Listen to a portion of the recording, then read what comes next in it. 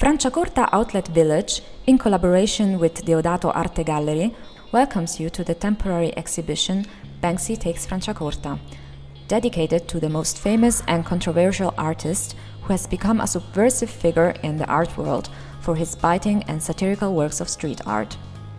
The unusual and highly original location of the Franciacorta outlet, where the exhibition is set, was specifically chosen for its accessibility.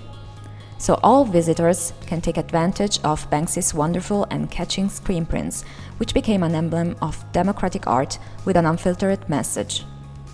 The spirit with which the works are presented is aimed at broadening your knowledge of street art, in particular Banksy's one, who has always been the spokesman of that way of making art that can be enjoyed by all. The works that we're going to explore are part of Banksy's best-known production, with which the artist has won the worldwide approval and praise, and which have become part of contemporary art history. And that's not all. The tour will be organized so that you can learn about the philosophy behind Banksy's work, and will end with the 6 works that are part of Barely Legal Set, his biggest exhibition held in Los Angeles in 2007. Now let's dive into this immersive journey, forget about your surroundings, and experience the questions and messages that Banksy asks you about yourself. We wish you a good continuation, but above all, have fun. The first scene in front of our eyes is hilarious, eye-catching, grotesque, and unsettling at the same time. We present donuts in the chocolate version, in which Banksy presents a rather surreal image. 5 unperturbed policemen, gathered in a convoy, escort a truck carrying an impossibly huge chocolate donut on its top. Across their faces, a blameless expression as they fulfill their duty as usual. Why would Banksy describe such a surreal scene? If you look at the screen printing in depth, you can see that Donuts is a sharp satire against those policemen who prefer to protect what is most dear to them, namely a donut. So the chocolate donut plays its leading role in the American capitalist system, showing how law enforcement escorts this giant sweet as its total priority. With Donuts chocolate, Banksy makes a big joke about law enforcement and the police in general, who prefer to be at ease at their desks, maybe eating a donut and drinking coffee, rather than going down the streets where their job is happening. Morons sepia is a derisory invective to the art market. We know that Banksy was born as a street artist that operates independently from the art market. He became part of this world only during the recent years, but always managed to play according to these rules and maintain the connotation that distinguishes him from other artists, namely freedom. Banksy therefore entered the art market, a world with traditional rules, in which he managed to move freely, following his laws and his standards only. And in Morons, Banksy stages a situation that would seem ordinary, but looking closer, it's not. The canvas at auction that the auctioneer is offering to the highest bidder reads the words, "I can't believe you morons actually buy this shit." Thus, Banksy doesn't just criticize the auction system, but art itself, which has become a merchandise whose value increases and decreases according to situations. The real art value needs to be democratic, because it's given quality to every artwork. Morons sepia is a product that Banksy specifically created for the art market. At the same time, he's mocking the market itself in order to demolish its nature of monetization. Morons sepia is therefore a strong stance against the art business. Art was born to be used democratically by all, and not just bought exclusively by a few. Let's now move on to Bomb Hugger, a signed work of a series of 150 pieces. It is based on the childlike figure already used by Banksy in the famous Girl with Balloon, an ice cream bomb girl. On a tender pink background, a girl with a ponytail embraces a bomb like it was her favorite toy. A similar image appeared for the first time on a wall in 2003 in London, and in the same year also in Brighton. The work highlights the contrast between 2 apparently opposite subjects. The young girl represents innocence and purity, while the bomb is a symbol of war and violence. The image arouses anxiety in the viewer, and it is a criticism of the government and the media portraying war in a positive light. Here, Banksy seems to suggest how love prevails over war and how the innocent embrace of the child has the power to defuse a dangerous device. Sale Ends is a sharp criticism of today's consumer society. Banksy represents 5 tormented human figures who prostrate themselves under a red sign. This unique colored element of the serigraphy bears the white inscription, "Sale ends today." The 5 figures are wearing draped clothes with soft folds. For the realization of the subject, Banksy was inspired by the characters of the Gospel, convulsed and grieved under the cross. The expression of the subjects and the suffering that comes from them, as well as the composition of their bodies, are in fact references to classical iconography. At the center of the artwork, Banksy does not place the traditional figure of Jesus Christ, but the bright red sign, inspired by the colorful signs of the shops, designed to capture the attention of passers-by. People today buy objects they don't really need, so Banksy frees his sharp and satirical genius, critically denouncing modern consumerism. His analysis of our materialistic society is in fact expressed through an almost religious fervor with which the whole world looks at the real idol, consumerism. Golf Sale was originally a street art piece on a wall in Bristol. It is one of Banksy's first artworks for sale, released in 2003, with only 150 prints signed in original of an edition of 750 pieces. The artist adapted to his own personal and iconic style one of the most infamous images of the 20th century, Tankman by Jeff Wiedner. The photograph depicts a Chinese student who stood in front of 3 military tanks to block their path during Tiananmen Square in Beijing, in an act of protest against the government. In this interpretation, the scene is recreated only in black and white, in a satirical way and perfectly in harmony with the artist's style. Ironic and irreverent, but never trivial.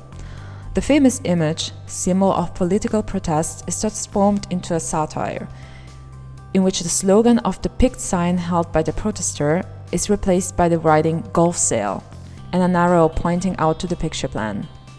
The purpose of the artist is an outspoken critic to the intent of a violent war against ideas and people's opinions, about how ineffective it is, as firing off golf balls into the enemy territory.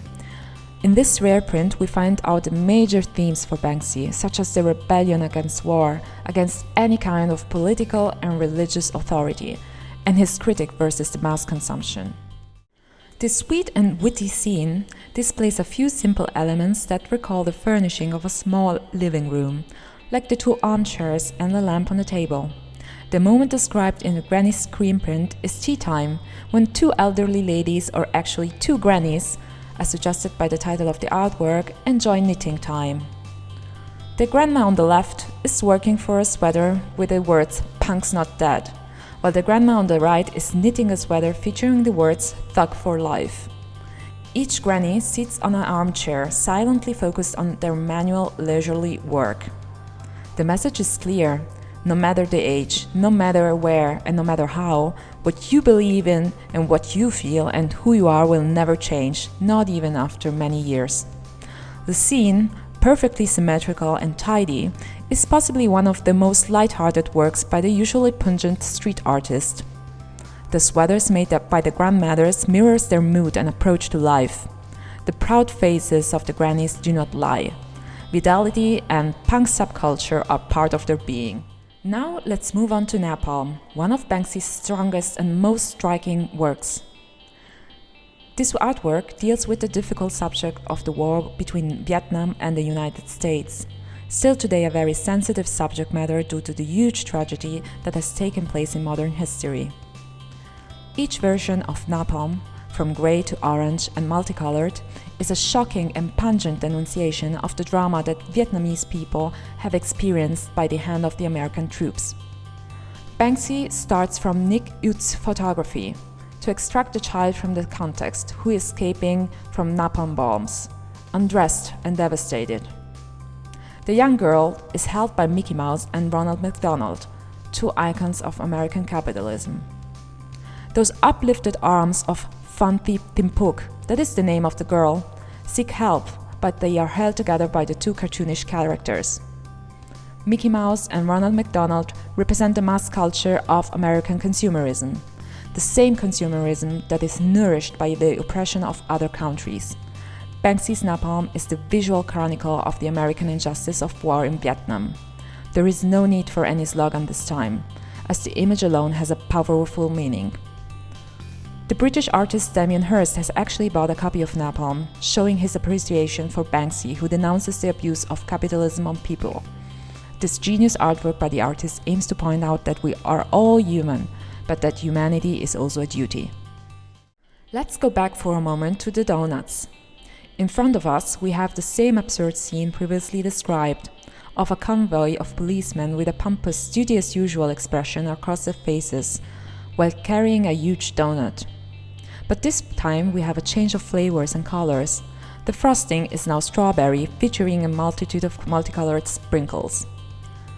Changing in colors and tones of the same subject is a leitmotif in the works of the street artists, as we have seen for Morons Sepia and Morons White. Something to note in this case is the cost of production that is higher than the chocolate version, precisely because of the colored sprinkles are more complex to represent. The mocking message, however, remains unaltered.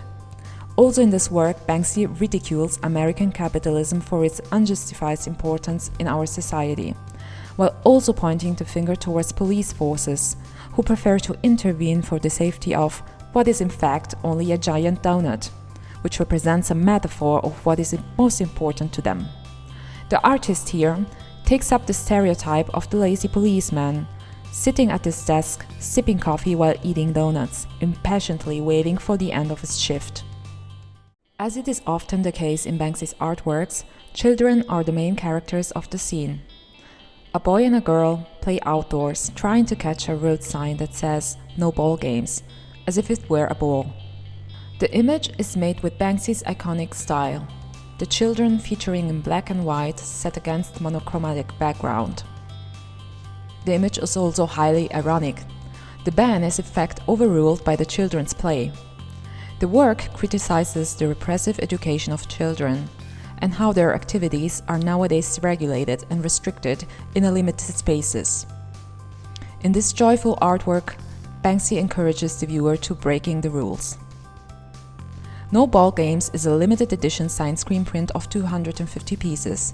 The image appeared for the first time at the barely legal exhibition held in Los Angeles in 2006 and was reproduced 3 years later on a wall in the North London neighborhood of Tottenham. In 2013, the graffiti was cut out of the wall and sold for charity. Love is in the Air, also known as the Flower Thrower, is undoubtedly one of the most sought after and iconic works of the artist. The image has been widely reproduced in merchandising all over the world, and moreover, it featured on the cover of Banksy's famous book War and Peace, published in 2005. The artwork first appeared in 2003 as a large graffiti in Jerusalem, right after the construction of the West Bank Wall that separates Palestine from Israel. The wall soon became a giant canvas for paintings and protest writings.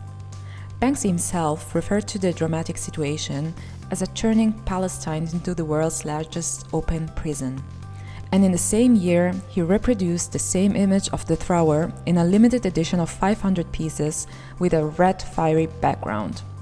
These signed prints, among the most wanted artworks by the street artist, represent a young man with a militant attitude, wearing a baseball cap and a bandana to mask half of his face.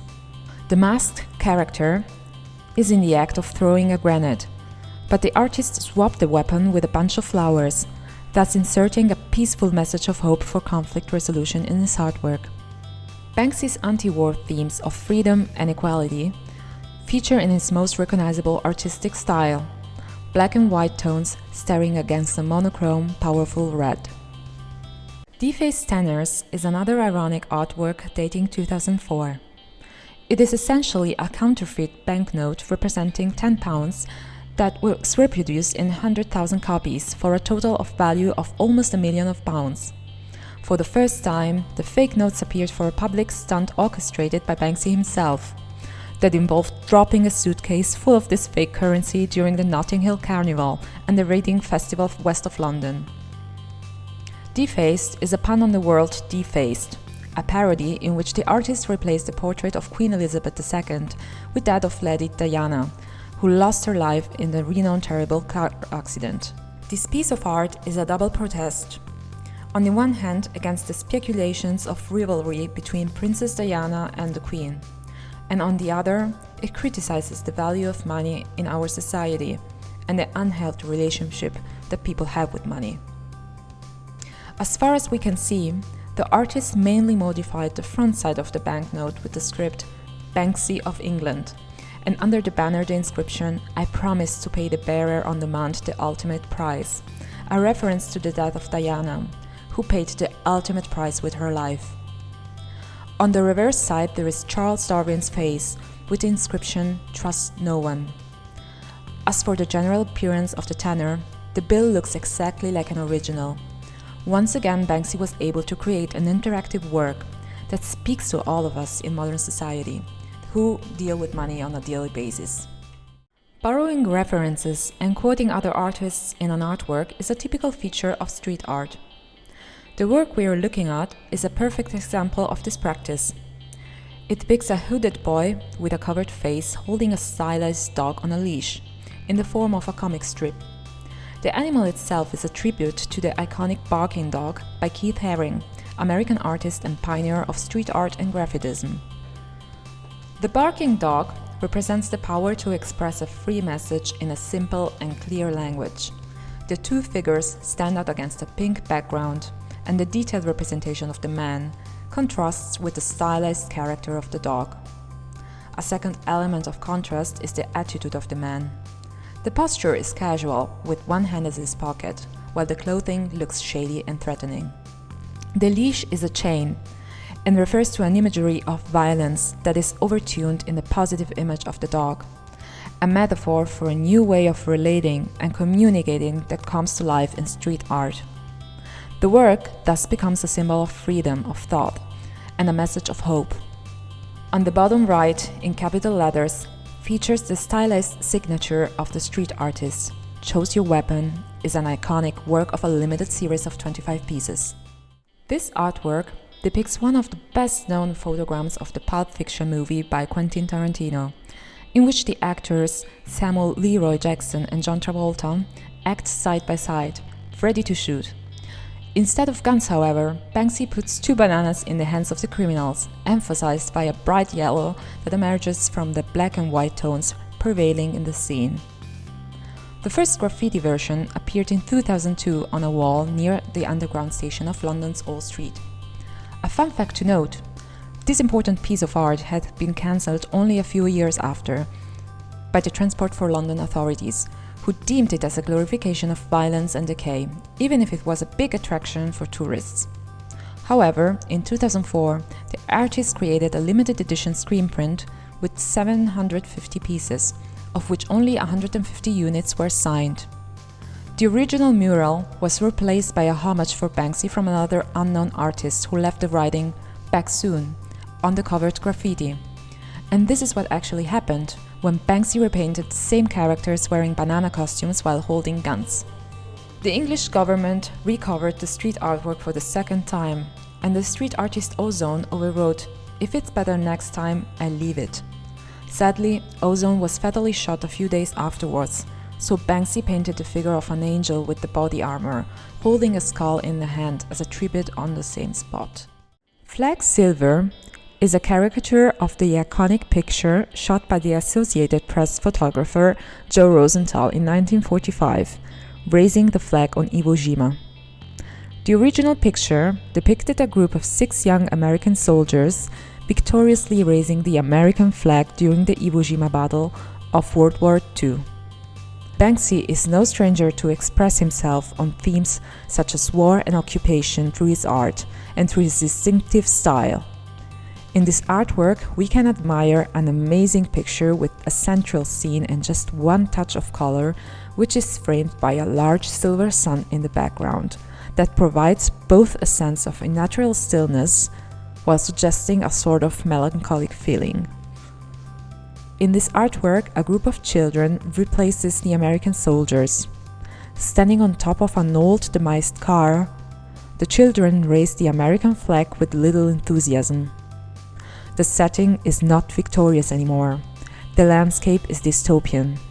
The artist's purpose is to represent a marginalized youth with no guidance that is being left behind. A cheerful tribute to the great British seaside towns. This is Weston-super-Mare. The name of this artwork is taken from a town of 72,000 inhabitants near Bristol, the birthplace of the street artist. The scene is set on the city's waterfront, where an old man, accompanied by his stick, has found rest on a bench. A large circular saw runs towards him. He's totally unaware of the imminent danger. It's clear how Weston-super-Mare talks about the unexpected danger and about the imminence of death, which is taken for granted and predictable at the same time. An odd comparison has been established between the two elements of the screen print, the tranquility of the man on the one hand and the voracity of the blade on the other.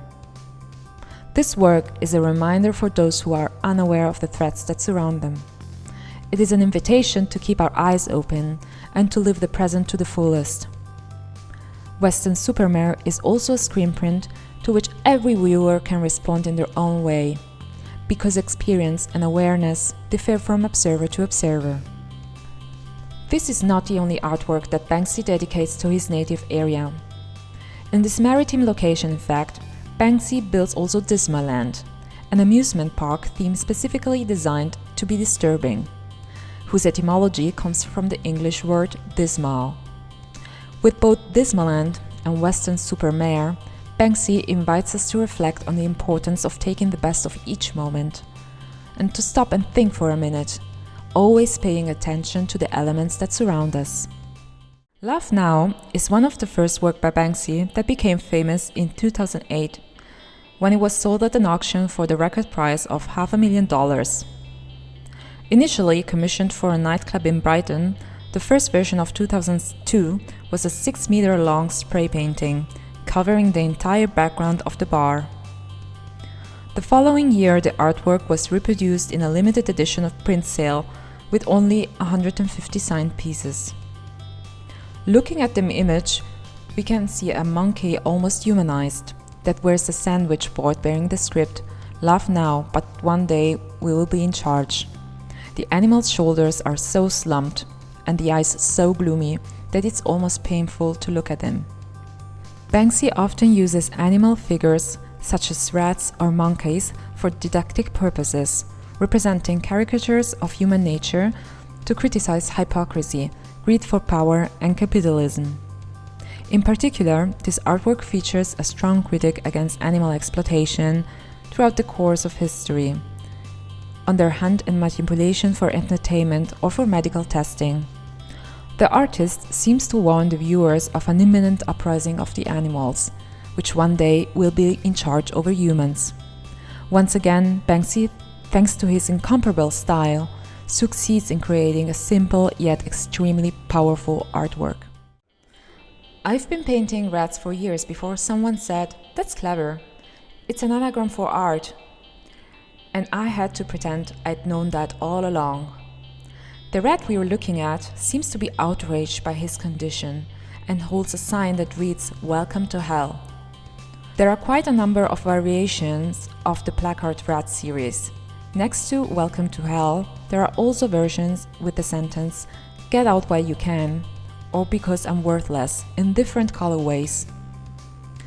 Although the rat wears the symbol of peace around his neck, we know that he is at war with his condition, of which he is the spokesman. Here is the character of the rat, an analogy of injustice, and of those who decide or have to face injustice every day. The animal is also emblematic since both Banksy's art and the mouse come from the same place, the street. Hence the rat becomes the ambassador of opposition against human race that perpetually strives for unjust and stupid competition.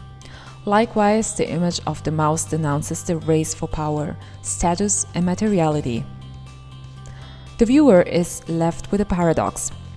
Is it man who must denigrate the race of rats, Or is it the race of rats who must criticize man and human society? Banksy's answer is in the end more than clear. Barcode Leopard is one of the first works by the renowned street artist. It appeared in the early 2000s as a stencil on a random house in Bristol, in England, his hometown. The image was then reproduced in monochromatic screen prints in a limited edition, really rare and sought after, featuring only 150-cent pieces. Banksy's paradox is evident. In the foreground of the composition emerges the figure of a leopard, approaching the viewers and escaping from a barcode resembling a cage on wheels, from which the majestic animal got rid of. Embracing a strong symbology, this artwork features a strong criticism of consumerism and capitalism, like cages in which human beings are metaphorically trapped. In this artwork, two opposite symbols coexist. On the one hand, the animal, allegory of life and nature, and on the other, the barcode, a reference to technology and control. So humans, according to Banksy, must learn from animals to set themselves free and improve their willpower. The recurrent black on white tones emphasize a second strong reflection and message from Banksy on how animals are still nowadays mistreated and traded illegally. The set we are going to present is called Barely Legal, and it was created by Banksy for his first exhibition held in Los Angeles in 2006. Set up in a warehouse, the Barely Legal exhibition was an opportunity for the street artist to express strong messages that would give critics, collectors, and other artists reasons to reflect. In addition to displaying many satirical and sharp artworks, Banksy made his exhibition a real show, placing a large Indian elephant inside the warehouse. Painted in the same fantasy as the walls, the elephant, symbolizing poverty, became a living metaphor and a powerful message for the viewer, referring to the saying, "elephant in the room." That means the presence of a huge and evident problem that everyone deliberately decides to ignore. Most people overlook the evidence of poverty, but the attempt to cover it up will not prevent it from manifesting itself with all its urgency. Banksy reiterates the serious criticism of today's society in all of his artworks, but particularly in the screen prints of the Barely Legal set. We have just seen 3 of the works presented in the set. Sale Ends, that opens the series, differs from the previous version for the presence of 4 figures instead of 5. Grannies is the 3rd work of the Barely Legal set, similar to the recently seen version, but with a lighter colored background. Finally, Morons, the last work, features here in the white background version. The second work of this series is Trolley Hunters. It shifts the attention to the question of westernization and the encounter of the modern and primitive world. The artist presents a ridiculous hunting scene in which 3 primitive men armed with spears in a field are encircling a herd of shopping carts. This is one of Banksy's most popular and darkly funny artworks, which makes irony of the inability of modern people to take care of their own. The satire is sharp. The target of the primitive man is not a buffalo or a mammoth, but a shopping cart, which stands as a symbol of consumerism to which mankind is enslaved to. Next to grannies, we can admire applause. 2 men wearing high-visibility jackets prepare a fighter jet for takeoff. The scene that catches the moment right before the action is reminiscent of a boxing ring. One controller attracts the applause of the audience, while the other, squatting, seems to be about to start the aerial fight. Also in the screen print, Banksy encloses a social and political thought on today's society. With applause, Banksy examines the media's attempt to turn war into entertainment, to satisfy the paying public. War, violence and aggression have become a form of play, and the public can passively look at them. Criticizing capitalism is also the intent of her second last work on display, and the last work we are looking at today. Festival is in fact also known as Destroy Capitalism, and it features men and women standing in a queue, waiting for their turn to buy a t-shirt bearing the slogan, Destroy Capitalism. The red t-shirts displayed on the merchandising stand, probably outside a music festival, stand out against the darker colors of the screen print. Among the people in the queue, Banksy represents hippies, punks, and activists. All these people, typically considered as revolutionary and anti-capitalist, are queuing up to buy a t-shirt because they share the slogan to destroy capitalism. The sharp irony of the scene is that the slogan "Destroy Capitalism" has been carefully studied and marketed to capture that part of consumers who are in fact the strongest critics of consumerism.